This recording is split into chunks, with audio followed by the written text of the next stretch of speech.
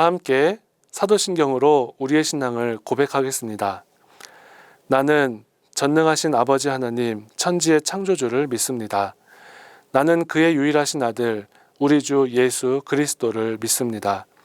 그는 성령으로 잉태되어 동정녀 마리아에게서 나시고 본디오 빌라도에게 고난을 받아 십자가에 못 박혀 죽으시고 장사된 지 사흘 만에 죽은 자 가운데서 다시 살아나셨으며 하늘에 오르시어 전능하신 아버지 하나님 우편에 앉아 계시다가 거기로부터 살아있는 자와 죽은 자를 심판하러 오십니다.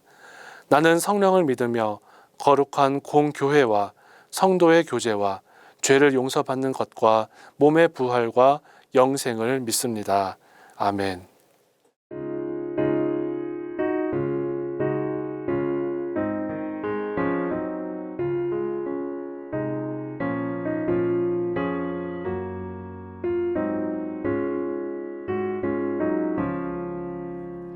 사철의 봄바람 불어있고 하나님 아버지 모셨으니 믿음의 반석도 든든하다.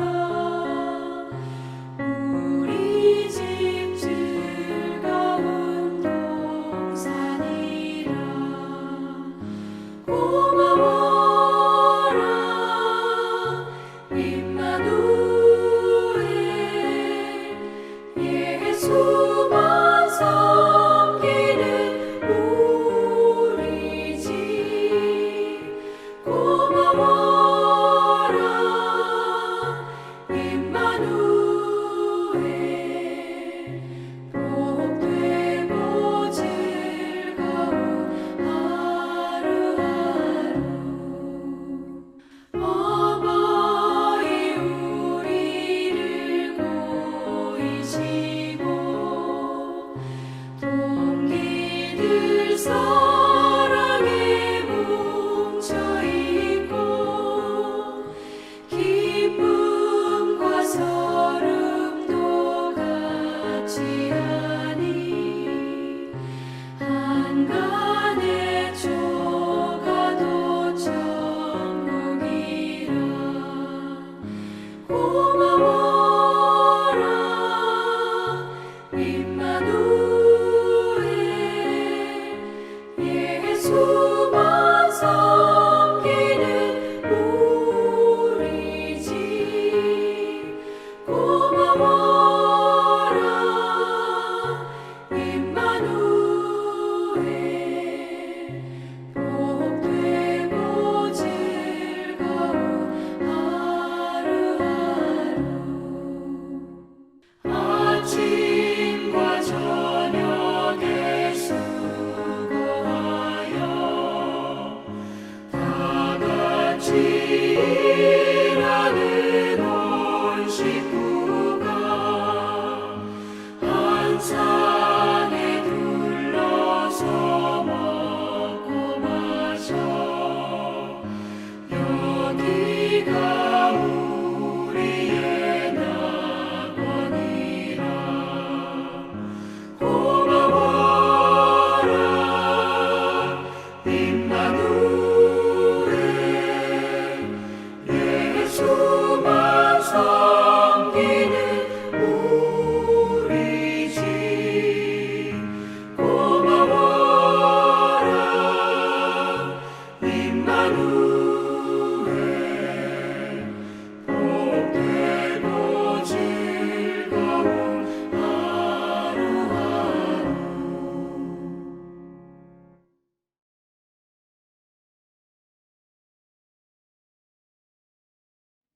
사랑의 하나님, 오늘은 교회가 정한 가정예배의 날로 모든 가정들이 하나님께 예배를 드리며 믿음의 가정을 세워가게 하심에 감사와 찬양과 영광을 올려드립니다. 천안중앙교회 모든 가정을 지키시고 신앙의 명문 가정으로 세워주옵소서. 은혜의 하나님, 오직 나와 내 집은 여호와를 섬기겠노라 고백하는 믿음의 고백이 우리 천안중앙교회 가정의 고백이 되게 하여 주옵소서. 아침에 일어나서 감사하고 하루를 마감할 때 찬양하는 가정이 되게 하여 주셔서 구원의 은혜에 감격하며 하나님의 사랑을 전하는 가정이 되게 하여 주옵소서. 사랑의 하나님, 모든 가정에 진실과 사랑의 마음을 주옵소서. 대화를 통해 오해와 무관심을 극복하고 서로의 아픔과 어려움을 이해하며 기도할 수 있는 아름다운 가정이 되게 하여 주옵소서. 어떤 어려움도 서로 손을 잡고 함께 이겨내게 하셔서 고난 중에도 보호하시는 하나님을 경험하는 가정이 되게 하여 주옵소서. 우리와 늘 동행하시는 예수님의 이름으로 기도드리옵나이다. 아멘. 오늘 우리에게 주시는 하나님의 말씀은 사도행전 10장 1절에서 8절까지의 말씀입니다. 하나님의 말씀을 봉독하겠습니다. 가이사랴에 고넬료라는 사람이 있으니 이달리아 부대라 하는 군대의 백부장이라. 그가 경건하여 온 지방과 더불어 하나님을 경외하며 백성을 많이 구제하고 하나님께 항상 기도하더니 하루는 제9시쯤 되어 환상 중에 밝히 보매 하나님의 사자가 들어와 이르되 고넬료야 하니 고넬료가 주목하여 보고 두려워 이르되 주여 무슨 일이니이까. 천사가 이르되 내 기도와 구제가 하나님 앞에 상달되어 기억하신 바가 되었으니 내가 지금 사람들을 요바에 보내어 베드로라 하는 시몬을 청하라. 그는 무두장이 시몬의 집에 유숙하니 그 집은 해변에 있다 하더라. 마침 말하던 천사가 떠나매 고넬료가 집안 하인 둘과 부하 가운데 경건한 사람 하나를 불러 이 일을 다 이루고 요바로 보내니라. 아멘.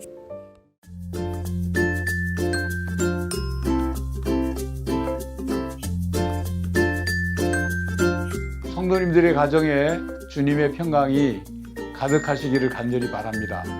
이번 가정예배 주일에 함께 보실 말씀은 사도행전 10장 1절부터 8절까지의 말씀을 통해서 하나님께서 찾으시는 가정이라는 제목으로 말씀을 잠시 전하려 합니다. 어느 한 남자가 결혼을 했습니다. 그리고 이제 없는 살림에 남의 집 새빵살이로 들어가 살게 되었죠. 남의 집에 새를 들어 살다 보니까 특별히 화장실 사용하는 게 힘들었습니다.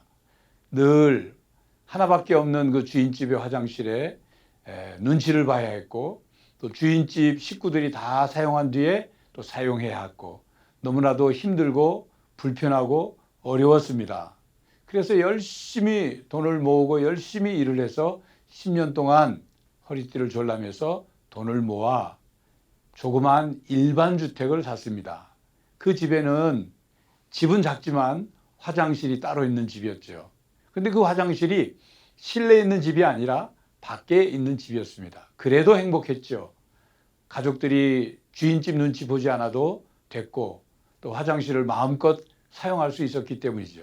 근데 사용하다 보니까 비 오는 날, 바람 부는 날, 눈 오는 날 너무 불편한 거예요.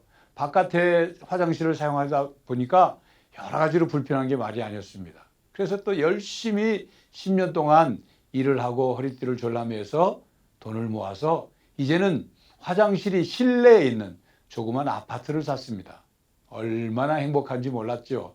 그 아파트 안에서 이제 비 오는 날, 눈 오는 날, 바람 부는 날 그거 신경 쓰지 않고 화장실을 쓸 수 있으니까 너무 행복했습니다. 그런데 자녀들이 점점 컸죠. 그러다 보니까 자녀들이 점점 커서 화장실을 사용해야 될 시간이 막 밀리는 겁니다. 서로 화장실은 써야 되겠고 화장실은 하나밖에 없고 너무나도 힘들었습니다. 그래서 이제는 다시 또 10년 동안 열심히 일을 하고 허리띠를 졸라매서 이제는 화장실이 2개 있는 아파트를 샀습니다. 안방 옆에 화장실이 하나 있고 또 거실에 화장실이 하나 있는 아파트였죠. 얼마나 행복한지 모릅니다.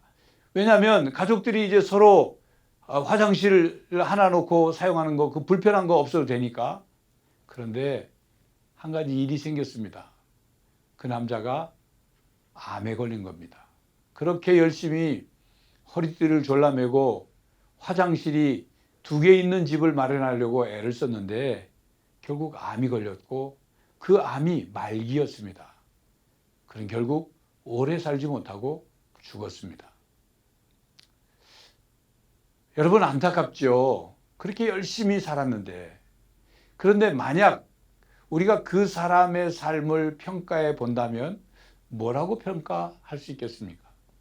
그의 인생은 어떻게 보면 화장실 하나 있는 집, 화장실 2개 있는 집, 그거 마련하느라 평생 살다가 죽은 그런 사람으로 평가되지 않겠습니까? 그런 가정은 어떤 가정일까요? 화장실 더 많은 집을 준비하고 그것으로 행복을 누리며 살려고 한 그런 가정으로 평가되지 않을까요? 여러분들은 무엇을 위해 살고 있습니까? 또 여러분들의 가정은 어떤 가정이라고 평가될 수 있을 것 같습니까? 오늘 성경에 보면 사도행전 10장에 보면 고넬료라는 사람이 등장합니다. 근데 이 고넬료라는 사람이 아주 특별한 사람이었어요. 유대인이 아니었습니다. 이탈리아 사람이었어요. 군인이었습니다. 유대 땅에 와서 주둔하고 있었던 그런 백부장이었습니다. 그런데 그가 오늘 말씀을 보면 그와 온 집안이 하나님을 경외하고 구제하는 일에 힘쓰고 하나님께 열심히 기도했다. 그래서 성경에 기록하고 있어요. 그래서 이 고넬료의 가정에 하나님의 사자가 찾아와서 베드로를 청해서 말씀을 들으라 하는 환상을 보게 되고, 그래서 베드로를 나중에 초대해서 그 집안에 모시게 되죠.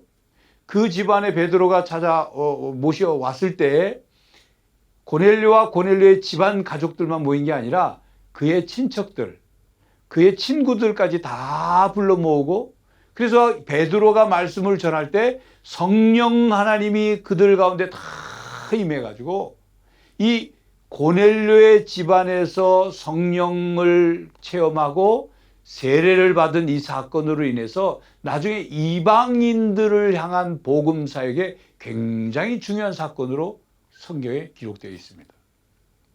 자, 다시 성경 본문 앞부분으로 돌아가서 하나님의 사자가 왜 이 고넬료의 집을 찾아왔을까요?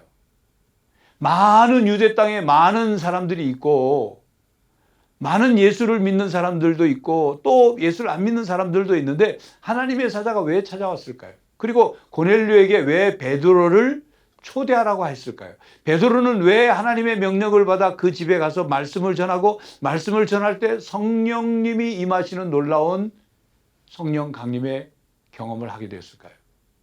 그것은 고넬료와 그의 가정이 하나님을 경외한 가정이기 때문입니다. 하나님을 경외할 뿐만 아니라 유대 땅에 있는 가난한 사람들에게 구제하는 가정이었어요. 요즘 우리의 복음적인 그 말로 정리하면 십자가 신앙이 바로 된 거죠. 위로 하나님 수직적인 관계도 바르게 되어 있고 수평적 이웃과의 관계도 바르게 되어 있습니다.